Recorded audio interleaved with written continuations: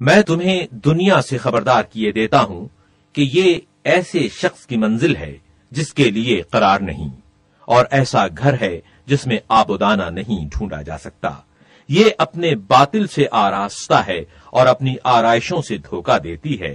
یہ ایک ایسا گھر ہے جو اپنے رب کی نظروں میں ذلیل و خوار ہے، چنانچہ اس نے حلال کے ساتھ حرام اور بھلائیوں کے ساتھ برائیاں اور زندگی کے ساتھ موت اور شیرینیوں کے ساتھ تلخیاں خلط ملط کر دی ہیں، اور اپنے دوستوں کے لیے اسے بے غل و غش نہیں رکھا، نہ دشمنوں کو دینے میں بخل کیا ہے۔ اس کی بھلائیاں بہت ہی کم اور برائیاں جہاں چاہو موجود ہیں۔ اس کی جمع پونجی ختم ہو جانے والی اور اس کا ملک چھن جانے والا اور اس کی آبادیاں ویران ہو جانے والی ہیں۔ بھلا اس گھر میں خیر و خوبی ہی کیا ہو سکتی ہے جو مسمار عمارت کی طرح گر جائے، اور اس عمر میں جو زاد راہ کی طرح ختم ہو جائے، اور اس مدت میں جو چلنے پھرنے کی طرح تمام ہو جائے۔ جن چیزوں کی تمہیں طلب و تلاش رہتی ہے ان میں اللہ تبارک و تعالی کے فرائض کو بھی داخل کر لو، اور جو اللہ نے تم سے چاہا ہے اسے پورا کرنے کی توفیق بھی اس سے مانگو۔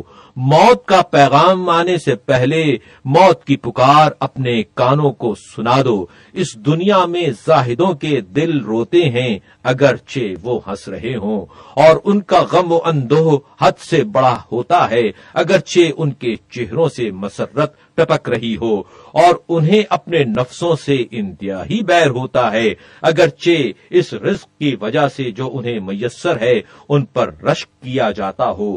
تمہارے دلوں سے موت کی یاد جاتی رہی ہے اور جھوٹی امیدیں تمہارے اندر موجود ہیں۔ آخرت سے زیادہ دنیا تم پر چھائی ہوئی ہے اور وہ عقبہ سے زیادہ تمہیں اپنی طرف کھینچتی ہے۔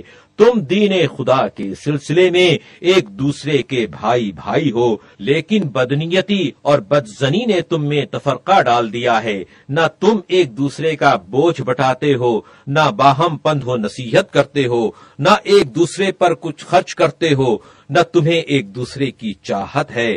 تھوڑی سی دنیا پا کر خوش ہونے لگتے ہو اور آخرت کے بیشتر حصے سے بھی محرومی تمہیں غم زدہ نہیں کرتی۔ ذرا سی دنیا کا تمہارے ہاتھوں سے نکلنا تمہیں بے چین کر دیتا ہے، یہاں تک کہ بے چینی تمہارے چہروں سے ظاہر ہونے لگتی ہے، اور کھوئی ہوئی چیز پر تمہاری بے صبریوں سے آشکارا ہو جاتی ہے۔ گویا یہ دنیا تمہارا مستقل مقام ہے اور دنیا کا ساز و برگ ہمیشہ رہنے والا ہے۔ تم میں سے کسی کو بھی اپنے کسی بھائی کا ایسا عیب اچھالنے سے کہ جس کے ظاہر ہونے سے ڈرتا ہے، صرف یہ امر مانے ہوتا ہے کہ وہ بھی اس کا ویسا ہی عیب کھول کر اس کے سامنے رکھ دے گا۔ تم نے آخرت کو ٹھکرانے اور دنیا کو چاہنے پر سمجھوتا کر رکھا ہے، تو لوگوں کا دین تو یہ رہ گیا ہے کہ جیسے ایک دفعہ زبان سے چاٹ لیا جائے، یعنی صرف زبانی اقرار، اور تم تو اس شخص کی طرح مطمئن ہو چکے ہو کہ جو اپنے کام دھندوں سے فارغ ہو گیا ہو اور اپنے مالک کی رضامندی حاصل کر لی ہو۔